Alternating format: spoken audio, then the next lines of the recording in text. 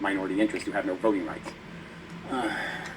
no power, especially in our broken democracy. And you have to be. Well, I mean, the whole idea of democracy is broken. I mean, it's unscientific to begin with. So there's no such thing as a democracy that's not broken. I mean, maybe hypothetically, if you could get rid of things like groupthink and whatnot, you could have a democracy that's not broken in theory, but as sciences and as humans are scientifically, democracy is always going to be broken. That's its fundamental nature. Be a segregated minority to have any power in our democracy. So right there, I mean, this is just an obvious glaring fact, right? That the only way you have power in our democracy is you have to be a geographic entity.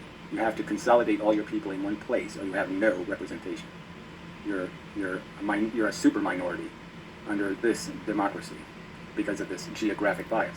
And it's easily fixed, and nobody fixes it. No one thinks about it. No one worries about it. Well, I wouldn't say it's easily fixed, but I think it's a fundamental problem with democracy for another one of many fundamental problems with democracy. So another problem is that, well, look at, people in the country versus people in the city.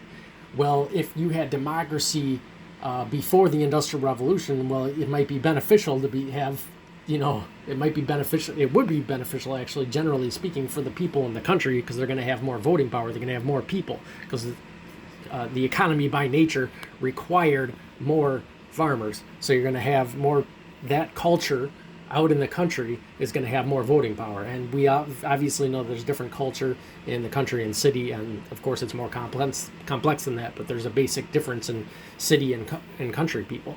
But nowadays, the country people are at odds because get the short end of the stick, because the cities are growing faster, or have been growing faster ever since the Industrial Revolution. So the culture that generates in the city is going to have way more voting power than the country. It's a fundamental problem with democracy. This cannot be fixed. And this is one of the, like I say, this is only one of the fundamental problems of democracy. This is just such a fundamental flaw in the idea of one man, one vote, is to persecute people for being spread out across the country. You shouldn't persecute people merely because they don't all live in one district and are able to get themselves, like Alaska, to get themselves preposterously uneven representation. A person in Alaska has 20 times more representation than a person in California. It's idiotic. Anyway.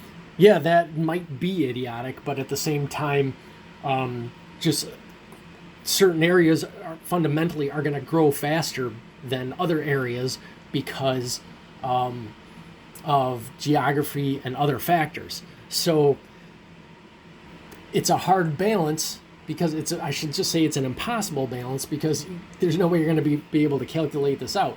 So it would also, if you did it the opposite way and just did it by pure numbers, it also wouldn't be fair, because California is more prone to growing than Alaska because of the geography, because of the natural resources, because of the weather. So the culture in California is always going to, whatever kind of societal norms and beliefs that happen in California are going to exponentially be higher than whatever beliefs and lifestyles and stuff that naturally arise in Alaska. So either way you do it, it's going to be unfair, and it's just a fundamental problem with democracy.